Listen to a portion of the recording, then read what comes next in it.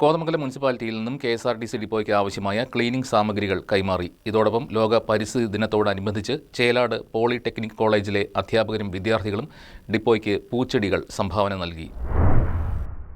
ലോക പരിസ്ഥിതി ദിനത്തോടനുബന്ധിച്ച് കെ.എസ്.ആർ.ടി.സി കോതമംഗലം യൂണിറ്റിൽ പൂന്തോട്ട നിർമ്മാണവും പരിപാലന പ്രവർത്തനങ്ങളും സംഘടിപ്പിച്ചു. ചേലാട് പോളിടെക്നിക്കിലെ അധ്യാപകരും വിദ്യാർത്ഥികളും കൊണ്ടുവന്ന പൂച്ചെടികൾ കോതമംഗലം നഗരസഭാ ചെയർപേഴ്സൺ ഭാനുമതി രാജു, ആരോഗ്യകാര്യ standing committee chairperson Sindhu Jijo, ward councillor advocate Shibu Kuriakose എന്നിവർ ചേർന്ന് ഏറ്റുവാങ്ങി പൂച്ചെടികൾ നട്ടു. പരിപാടിയുടെ ഭാഗമായി തദ്ദേശ സ്വയംഭരണ സ്ഥാപനങ്ങൾ സംഘടിപ്പിക്കുന്ന മഴക്കാല രോഗപ്രതിരോധ പ്രവർത്തനങ്ങളിൽ സഹകരിക്കുന്നതിനും തീരുമാനമായി. കോതമംഗലം നഗരസഭയിൽ നിന്നും കെ.എസ്.ആർ.ടി.സി ഡിപ്പോയ്ക്ക് ആവശ്യമായ ശുചീകരണ സാമഗ്രികൾ ചെയർപേഴ്സൺ, ആരോഗ്യകാര്യ standing committee chairman, ward member തുടങ്ങിയവർ ചേർന്ന് കെ.എസ്.ആർ.ടി.സി അധികൃതർക്ക് കൈമാറി. ഡിപ്പോ പരിസരത്ത് കൊതുക് നിവാരണ ഫോഗിംഗ് നടത്തുന്നതിനും ഡ്രെയിനേജ് തടസ്സങ്ങൾ നീക്കുന്നതിനും ആവശ്യമായ നടപടികൾ സ്വീകരിക്കാനും യോഗം തീരുമാനമെടുത്തു.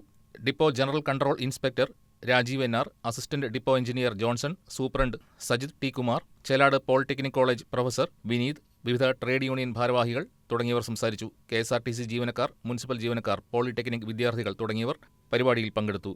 News desk, KCV news.